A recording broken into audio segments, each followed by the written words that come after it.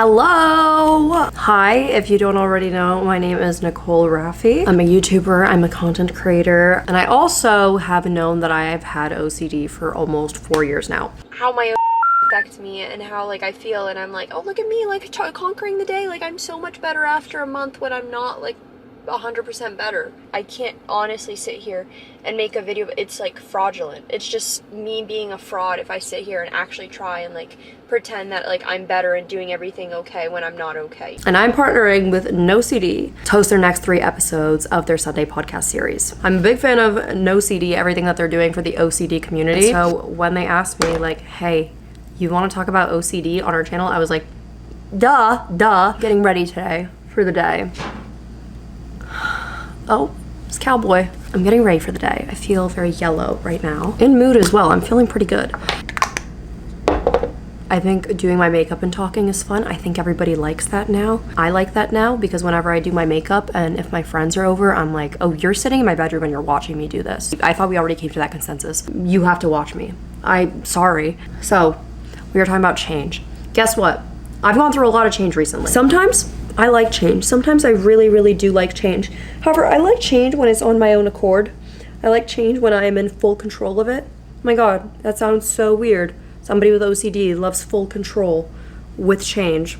Never heard before. For those of you who may not know, I lived in Philadelphia for the last 3 years. Good morning! A bitch finally moved. I'm just very excited. I don't want to be like, oh my God, this is the next chapter of my life. But it really is. And this is something that I've been wanting for so badly for years. Go Eagles, go Phillies. I don't think I've watched actually a single Eagles game on my own accord. But no, I absolutely loved Philly. I love living there. That is where I created home for myself.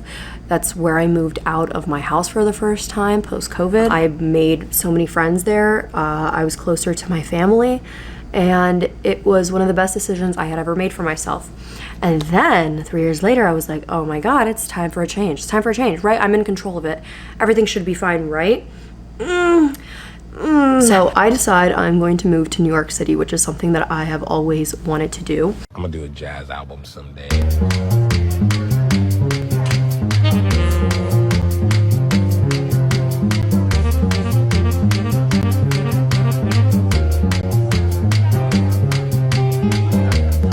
But it just was never the right time to do that. But it's always been a goal of mine, and I was like, no time like the present. I'm gonna do it now. I'm not gonna lie to you. There was definitely some themes of OCD happening, some themes and some obsession happening in the process of trying to look for a new apartment, because I have just right OCD. And so I really struggle with the belief that there is one right thing out there for me. There's one right answer. There's one right home. And I need to find that. I need to be on the hunt. I would put it in my head that I need this thing and I need it now. I can't order it online. I need it right this second and I need it right now. And there were times where I would drive to multiple places, call multiple places because I need this thing right here, right now to make things just right. I need to fight the compulsion to do. I know I need to break those habits, but it's so immensely hard and I don't want anyone to talk me out of it. And it's chase that I'm going after. And afterwards, when I receive that item, I feel so low and so depressed afterward. Through ERP therapy, I know logically that this is not a thing. I know that logically the right thing or the perfect thing or the right one does not exist. That's not how it works. Life does not work like a puzzle in which there is a perfect piece that fits into things. And I know some people may operate with that belief, but for somebody with OCD, beliefs like that can be so extremely harmful and triggering. So in the process of moving, I was like, I need to find the right place. It is fully my responsibility to find the perfect place of my dreams, the right one, even though actively I was in ERP therapy.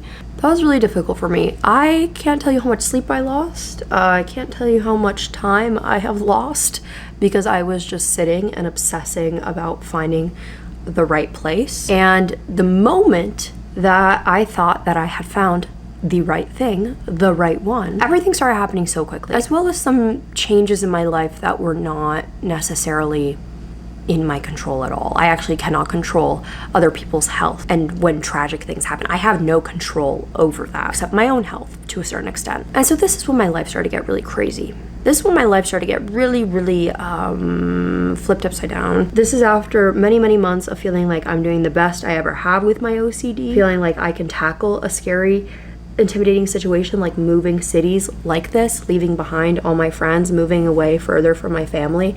I thought I could do it. I thought I could do it because, you know, I was in therapy. I was working on my OCD. Here I am, living in New York City. Clearly, evidently, I have done it, but failure to consider that some of my actions that I was participating in had something to do with my OCD, that definitely affected me. That definitely affected me a bit negatively. I'm not gonna lie to you, the way in which my OCD got spiked during the time of me moving, packing up my whole life that I had built for myself over 3 years, saying goodbye to my friends, unpacking in a new apartment, it made me want to be like, I can never move again. I can never, ever, ever do this again. I'm like, this is going to be my place for a while. Like, I have to stay here. Surprise, surprise, I did move to New York City, and people dream of being able to do this and having the ability to do this, and now you're sitting here and complaining. And I'm really working on that, on trying to not invalidate my own feelings just because, you know, there can be multiple truths. Like, yes, people do strive to live in New York City. Yes, it was a very big goal of mine to live in New York City. And yes, I'm not doing so great my first week here. Anyway, spoiler alert, I had to leave that apartment.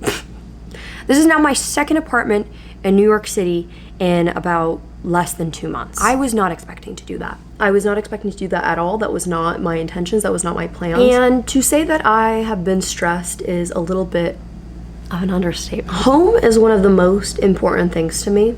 You know, the song by the Talking Heads is "Where I Wanna Be, Pick Me Up and Turn Me Around." Yeah, that's me. Like, home is so incredibly important to me, as well as it is for most people. Where I live matters so much to me. I work from home, and to struggle feeling like I have home, that's been really, really tough on me, and my stress has been really, really rough.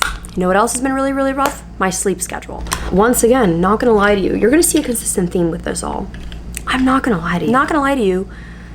My sleep, the things that really keep me grounded, which is sleep, proper nutrition, exercise, the things that I need to do alongside with therapy and medication for my OCD, yeah, I haven't been the best with keeping up with that because stress can do that to a person. Once I started being honest with myself a bit more, that like, okay, Nicole, this is causing a lot more stress than you anticipated. I have a good support system around me, and I was able to talk to my friends around me and be like, clearly I'm not doing my best. Not sleeping as good as I should be, not eating as good as I should be, not taking the time to relax, maybe not going outside, getting some fresh air, not doing the things that are my hobbies that I am so passionate about and that keep me really grounded. Once I was able to talk to the community around me of like my close friends and family who I trust and try and understand me as best as they can, that's when I started noticing my stress getting better, because it didn't feel like I had to manage this whole thing alone. Because with OCD, I don't know about how you guys feel, but I know I feel a lot of guilt and shame. When I'm not doing my best, I don't really want to talk about it with anyone. I want to isolate. I don't want anybody to know how I'm feeling. I don't want to put that onto anyone. But I know time and time again that isn't the answer of how to deal with things. With OCD, it just is this thing where it is a constant cycle of something that I have to keep working on. It's not something that like, okay, I did the therapy, I did the medication, I'm healed, I'm better. That's just not how it works. I wish, but it just isn't. I have to keep putting the work in. I can't just, especially when I'm going through a major stressor, like moving to a new city, moving to a new apartment, moving to another new apartment. I have to keep up with the things that matter the most to me, like my health, like my physical health, like my social life, like not isolating and talking to the people that I love. That is so crucial, and not happy that this time has been filled with so much isolation. Obviously not happy that this time has been filled with so much stress and anxiety, but I am really happy that it was a learning lesson to be like, yeah, girl, you gotta keep putting in the work. You gotta keep putting in the work. Because guess what? I've been feeling better. Having a routine in the morning that gets me out of bed, like scheduling a workout class, for example, or scheduling friend dates in which we know that, okay, Thursday night, we're gonna hang out and we're gonna watch Pretty Little Liars together. That's what we're gonna do. Giving yourself an excuse to leave the house, walk around. Obviously, kind of hard when it's 20 degrees outside. But being in my last apartment and getting this overwhelming sense of feeling of, oh my God, I made the wrong decision. I made a mistake. I am not in the right apartment. I did not make the right decision. And then things actually falling through for very logistical reasons, things completely out of my control. I had to remind myself that those things didn't happen because I had a feeling that things were wrong, but instead it's very logical and possible for things to go wrong in an apartment building in New York City. And so now in this new place, whenever I have these feelings of, did I make the wrong decision? Did I make the wrong choice? Oh no.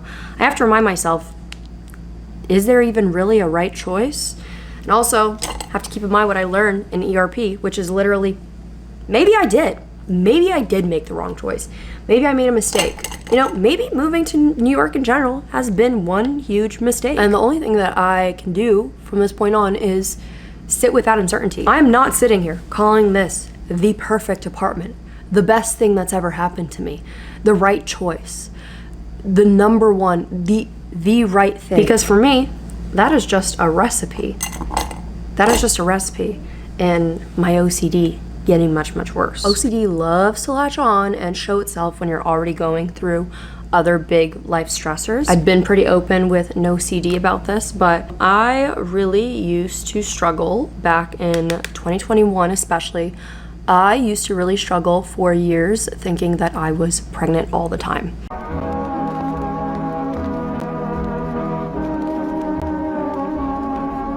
Even when it was impossible. I'm talking about being like literally an 8-year-old girl and worrying that I was pregnant. Hey, panic, I'm scared, nauseous. And then when my mom got very, very ill in 2020 with cancer, suddenly it became the worst it's ever been. OCD decided to settle in and declare, all right, you're gonna be really, really paranoid and worried all the time and obsessed with the possibility of you being 8 months pregnant and you not knowing it. Marceline, is it just you and me in the wreckage of the world? That was really difficult for me, and I didn't understand why that was happening to me, and I was extremely embarrassed. I didn't talk about it with anyone. This is before I even knew I had OCD. So fast forward to my move to New York City, a lot of external life stressors, family stress, moving stress. For the first time in my whole entire life, I have missed my period. Yeah, this is a great time for that to happen. I've never missed my period, ever in my life. Because of the stress of moving, I had lost my period, and suddenly I am back to being 20-year-old Nicole, paranoid that I am 8 months pregnant and that I have no idea. And that suddenly I just lost my period now, and that I'm about to give birth at any moment, and wow, what a horrible time for any of this to happen. And it really genuinely sent me into a spiral. Did I have a logical reason to miss my period due to massive amounts of stress that would affect anybody, even somebody without OCD? Yes. But did the OCD thoughts start creeping back in like, you know, girl, you really might be pregnant this time, this is it. And I had to work with my ERP therapist again and discuss, hey, you know what? Maybe you are pregnant. Maybe you are 8 months pregnant. And talking about the two-pronged approach, assessing what we know is true, as well as the uncertainty. I had to be there like, hey, yeah, it makes total sense for me to lose my period because I'm under a lot of stress right now. More stress than I've been in all year. And there's a lot of like changes happening right now. And then I also had to be like, and you know what? Maybe you are missing your period because you're pregnant. Yes, I'm using this lip liner because Billie Eilish used it. And everyone's using it, okay? It's beautiful. It looks like I have a little mustache. Cute. All that is to say, if you're going through a lot of life change right now and you struggle with OCD, it's not uncommon for some of those symptoms to get worse. And you're not invincible and you're not immune, and you don't have to be. You don't have to be invincible or immune. It's okay to re-enter ERP therapy if maybe you haven't done it in a while. It's okay to talk to your loved ones about what you're experiencing, and you don't have to have guilt or shame around that because your loved one should understand that. And that's a lesson I've had to learn myself, literally, very recently. Spoiler alert, my period did come back and I am not pregnant. It's crazy what stress can do to the body and the mind. Big changes like a new job or a new apartment or a new city or a new relationship, that can especially trigger OCD themes. And it's just important to know that. My lips aren't gonna stay looking. It's important to know that so that you can start to prepare to have a system around you to help you when you need that help. And I think that's why NOCD is such a great option for so many people who are struggling with their OCD. And like I myself am living proof that if you're living with OCD, you can get better. Prior to me starting treatment for my OCD, like moving to New York City was not even in the realm of possibilities for me. And like, yeah, we had some hiccups, but I'm here and I'm doing it because with specialized treatment from a trained therapist, you can learn to manage your symptoms and help put yourself and not OCD in charge of your life. As someone who is obviously a very big advocate for ERP therapy, openly talking about mental health and OCD, I never wanted to be seen as like, all right, I did the work, I put in the work, I'm done. Never ever have to work through this again in my entire life. I am healed. However, life is so much easier and happier and fruitful and beautiful now that OCD is not the main pilot like I am.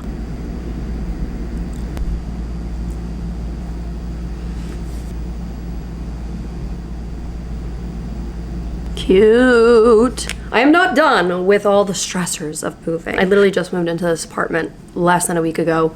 I am barely unpacked. There's still a lot to be done, things I cannot find in this place, but I am so much more hopeful and also so much more confident in myself that I can manage it, knowing that I have a good support system and knowing that I have ERP therapy on my side. Because I know it's a very real possibility that OCD themes can come creep up on me. But I know I have the tools to deal with it and I have to surrender to that. To keep learning about all things OCD, subscribe to the YouTube channel, Treat My OCD, and keep an eye out for great interviews on the Get to Know OCD podcast, educational content from OCD Dr. McGrath, as well as Q&As where we answer important questions from the OCD community. I know so many of you guys have told me firsthand on my channel, Nicole Rafiee, how much NOCD has been able to change your life, help you get a diagnosis, help give you tools on how to manage your OCD better. And that's like the greatest gift of all. Because if I could go back in time pre-2021 Nicole and be like, there are options, there is help for you, there are resources, I would have really gotten that into her head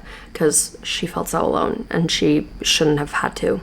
And you shouldn't have to either. All right, here's the makeup for today. I will see you guys in the coming Sundays and I'm excited to talk about some more topics about OCD. Make sure you leave this video a like if you liked it. Make sure that you subscribe to the Treat My OCD YouTube channel and make sure that you leave a comment. Thank you so much, NOCD.